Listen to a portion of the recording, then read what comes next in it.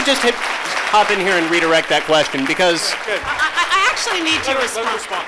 I No, I need to respond. Many factual assertions were made there that I just disagree with. I don't believe that we have any idea that marriage will benefit the children of gay couples. You can imagine that it could, but all I would point out is that before I was allowed to go in the public square and make the claim that I did, that marriage is good for children, there was a mountain of social science evidence that was required.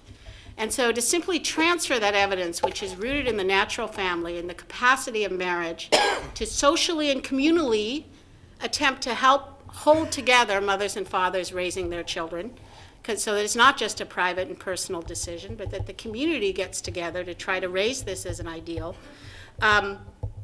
You know, this is one of those things. If you promote anything that sounds vaguely traditional, you need a mountain of social science evidence. If you want to say that children of gay couples are being hurt because their parents aren't married, you apparently don't need evidence, any evidence at all, because I literally don't know of a single study that compares children with gay married or civil union parents. What I do know is that the research on gay parenting, as limited as it is, there is not one single study of how children fare raised by two fathers, okay? It doesn't exist. There is no study that follows a representative sample of children raised from birth by two women, follows them to adulthood, and compares how they do to other family structures. There is a preliminary body of evidence that shows there are good gay parents out there, which, you know, probably if you know any gay parents, you didn't need a study to tell you that, right? Just as we know there are good single mothers who are working hard and raising good children. But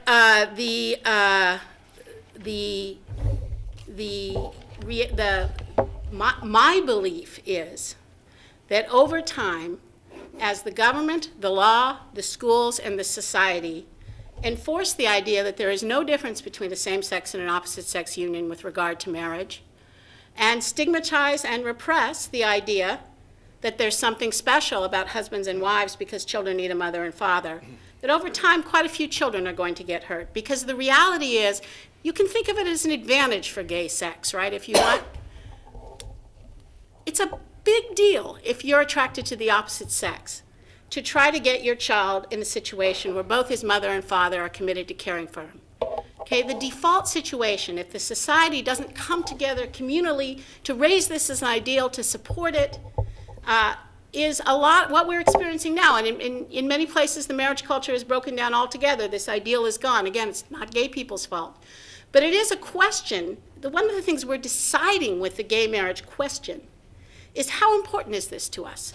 How important is it to the idea that we need to reconnect marriage to the idea that it's a family-making institution, that bringing together the mothers and fathers are important? The only way you can do this, if you're attracted to the opposite sex, is by first entering an exclusive, permanent sexual union, which is the heart of what we and virtually every known human civilization has known as marriage. You can't just open that to same-sex couples. What you're doing is going in there, taking the heart of this idea and saying, this idea is not good enough anymore. You may choose it personally and individually, but communally, we now all reject the idea that this is what marriage is about, that this task is important enough to dedicate a unique social institution to. And yeah, I do think a lot of kids are going to get hurt down the road.